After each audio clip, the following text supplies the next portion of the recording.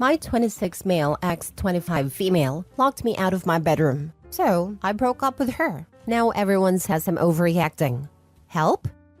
Original post. So me and my ex dated for about a year and a half now, and things were pretty easy going up until now. But I really need a little bit of help to see if I'm being reasonable. My ex-girlfriend and I got into a mild argument, basically surrounding our Halloween plans. She wanted to go out, I did not, and told her that she's more than welcome to go out. But going out into that many people would only stress me out, as I have agoraphobia. So, I'll be watching horror movies on the couch that night. She got mad at me for not letting her have input into what I do for Halloween, which I would understand if we were spending it together. But we don't have to anyway, so what's the issue? Well, after that, she keeps trying to get me to agree to go out. But I refuse because I would be entirely miserable the entire time. Finally, she screams at me that I'm on a couch tonight and slams my bedroom door behind her. Wouldn't let me into my own bedroom all night. My girlfriend does not live here. She spends the night, but she has her own space. I would consider doing what she did not just out of the question, but deeply disrespectful and toxic. So in the morning, I sat her down and explained that while the Halloween issue was blown out of hand, I was going to be ending the relationship because I did not feel respected anymore. She was nearly hysterical, asking if I was serious, that it isn't a big deal, and all kinds of other stuff I expected. What I wasn't expecting was my other friends agreeing and saying that a girl dumping you on a couch is just part of having a girlfriend. So I'm just overreacting. My family's on my side. My dad even laughed when I told him the story. But basically, other than my dad, my brothers and my stepmom, everyone thinks it was too much. So I guess I'm asking for help recognizing if I did. I do know that I tend to get a little harsh when it comes to things I view as disrespectful, so I'm open to hearing opinions. Now for the top advice before reading the mini update. Saying that a girl dumping you on a couch is just part of having a girlfriend. No, it isn't. In my opinion, you did the right thing. I wouldn't put up with that kind of nonsense either. I always wonder why people accept and think it's normal when I read a post about a partner being exiled to the couch or guest room. OP, breaking up about not respecting your choices, mental health and space are all completely valid reasons to break up. She gave you plenty of reasons for breaking up to choose from.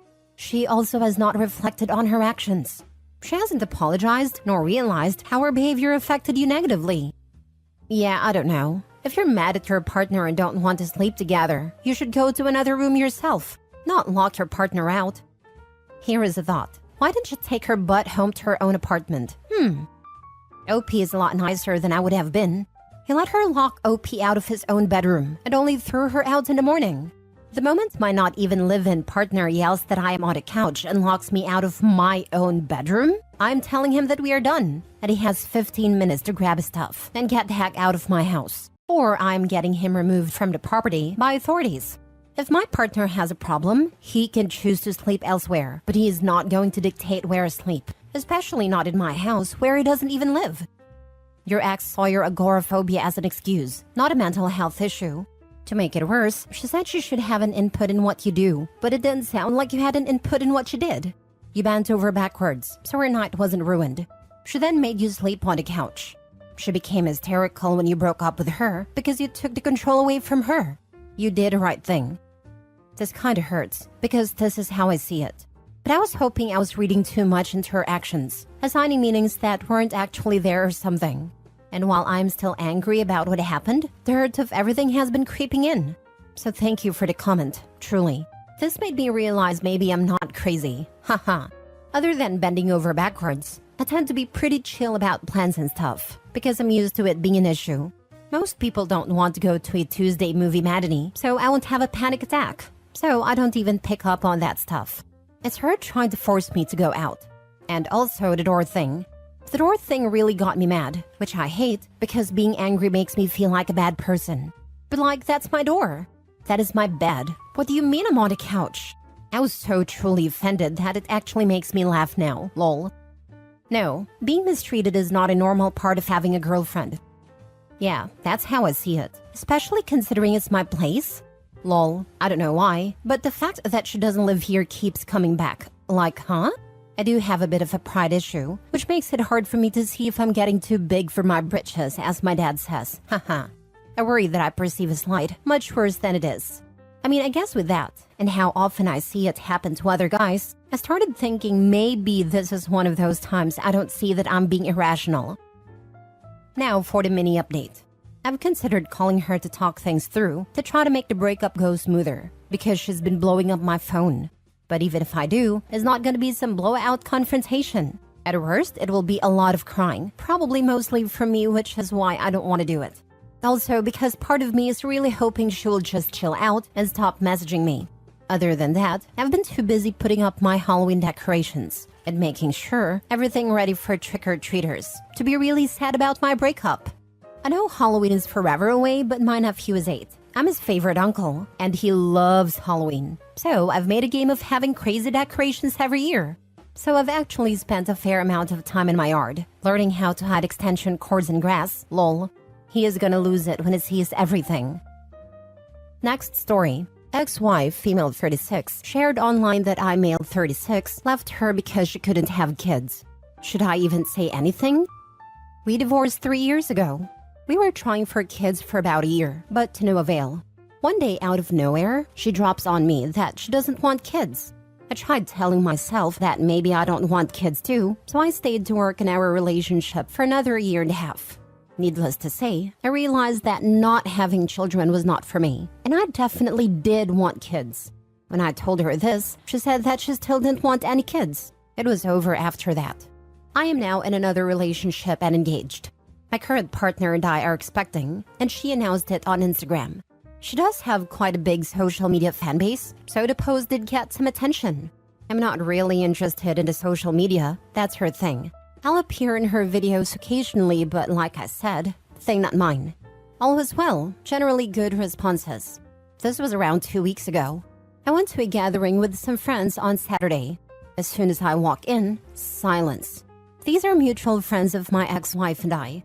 One of my actual friends pulled me aside and showed me something my ex-wife had said online and even attached a picture of us. What she said was so far from the truth. Think of it as a podcast-style video, which is not too long. She said that she was left because she was infertile. Then she started explaining how she feels like all the progress she made is set back to zero because I announced I'm having a baby. I mean, this is such a lie. She does have a low fertility rate, that part is not a lie, but I did not leave her because of that. I was very into exploring other options, but she did not want to and wanted to be a dad. We weren't compatible at that point, that is why I filed for divorce. I prefer to keep all of this offline, so when I'm asking should I say anything, I'm asking if I should say anything directly to my ex-wife. I was thinking about 1, asking her why she would lie, and 2, asking her to tell the truth, which might not happen but might be worth a shot. Buddy, don't even worry about it. If she wants to tell lies, let her do it. You will keep your sanity by blocking her completely and focusing on your new baby. I don't even follow her. I might just tell any mutual friends that have an issue that this is not what happened. And if they don't want to believe it, then that's on them. Just tell them she isn't infertile, she didn't want to have kids. I did, so we divorced. Don't respond to her directly, as she wants attention and drama. Seeing you have moved on and no hope for her to get you back is what brought this on. Kill it with kindness too. Well, she's clearly going through something right now, so I want to respect that. I wish her all the best. Then drop it. Any of the mutual friends that automatically take her side is just your acquaintance and not a friend. Tell your friends her side if they ask or mention it. Other than that, live your best life by ignoring her. The mutual friends mainly consisted of the spouses of my actual friends. When I was married, my ex-wife and I were very close with 3 other couples. I'm best friends with 2 other guys, and their wives came to be really good friends with my wife. The other couple was originally friends with my wife, but they meshed really good into our group. So out of the 6 people in there, excluding myself and my ex-wife, I would say that I'm very close with 2 of the people, while the other ones are closer with my wife, or just neutral between the both of us. I would only bother setting the narrative straight to those that actually reach out to you for clarification. Those people are actually friends and concerned. Everyone else are just superficial friends, and probably wouldn't believe you anyway. Not everyone that reaches out is a friend. Some people reach out for the gossip. I would be careful who I tell much of anything to. But my general rule of thumb is, if they have my direct contact info and reach out to me that way, we can talk. If social media is the only way we chat, And not even in person, I just ignore it. Talk to 1 or 2 mutual friends about the truth. The grapevine will take care of the rest. I agree. I don't know why OP didn't just do that on a day. He already had the elephant in the room, so he had a perfect opportunity to address it. Last story. I, 26 female, am pregnant after a fertility struggle and being told I may never get pregnant. My husband, 42 male, just admitted to having an affair and getting someone else pregnant. Not sure what to do. My husband and I got married 3 years ago. When I was a teenager, I was told that due to medical complications, I may never be able to have children. But after 2 years of trying infertility treatments, I'm now halfway through my pregnancy with our miracle baby. Unfortunately, because of some complications, I had to cut back on my hours at work as it's very physical. My husband offered to pick up more hours to compensate, so he has been working a lot more in the past 2 months and coming home later. I couldn't see that anything was amiss. Things were the same as they've always been. He always brings home flowers, food, things for the baby, coffee. He's always sending me thoughtful and loving texts through the day, and the gaps where he was unreachable were explainable. But this morning, he sat me down and gave me news that rocked me. He told me he's been having an affair for the past 6 weeks, and that his affair partner just found out that she's pregnant. He says that if she decides to keep the baby, she's going to raise it by herself, and that they mutually agreed to end a relationship already. He wants to make things right. I don't know how things can ever be right again. He just wants to move on from what he is calling his transgression. How do I ever forgive him? How do you deal with the unthinkable? How do I learn to live with the idea that my child's sibling might be out there somewhere someday? Most importantly, how do I learn to move on like he wants me to? Now for the advice before reading the mini update. Personally, the baby would get my maiden name and I'd serve him with divorce papers and child support. This one. There's no coming back from this, especially after how he confessed and acted as if it would be just another business deal that's already done. Let's forget about that and move on. Get tested ASAP. He had unprotected sex with at least her. Right, the freaking audacity. This is why there's like 1,000 seasons of Snapped on TV. I told my husband repeatedly that if he ever got another woman pregnant, it would be murder. Not saying Opie should unalive her husband. I'm not a violent person, but phew. I don't know about you, but how would it be okay having a baby with a man who just abandoned one? I keep coming back to this. It sounds like she's on the fence about the pregnancy, which is ultimately 100% her choice. But the ease with which he's willing to take the stance of just forgetting the whole thing happened is hard for me. I'm more than halfway through my pregnancy, 23 weeks, so I'm in a different position. OP, keep in mind you're only getting his version of what they discussed. She could have literally told him that she's keeping the child, and you don't know that. But what you do know is that he is telling you to your face that he's going to abandon that child. But he can't just abandon that child if she comes after him for child support at any point. Then he's on the hook because they will order a DNA test. I should strongly suggest you speak to a lawyer and find out what true options are. He's lied to your face stone cold for at least 2 months if not longer, and you've never noticed it.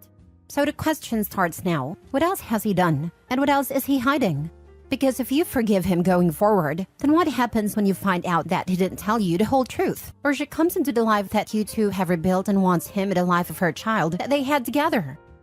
I definitely consult a lawyer, especially about getting in your child support claim first. I've read here on Reddit that in some jurisdictions, the first claims get more, since it is based on a full income. And I definitely wouldn't just move on. I'd move out. The guy lied to you for weeks. He had no problem cheating on you. Who knows how many times he's done it before? He wouldn't have stopped or told you if she hadn't gotten pregnant. He endangered you and your child by having unprotected sex with other people. Ask your OBGYN to test you on your next visit. And now he has seriously impacted your family finances by having another child.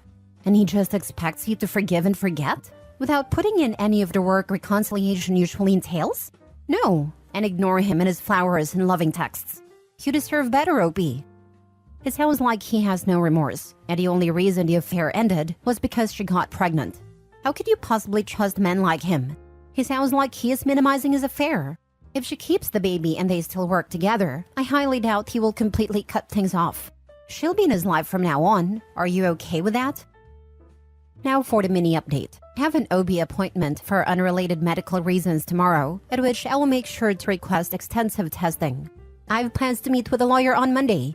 I'm talking to my sister to see if I can stay with her. My relationships with much of my family are fractious, but I have a pretty positive relationship with her.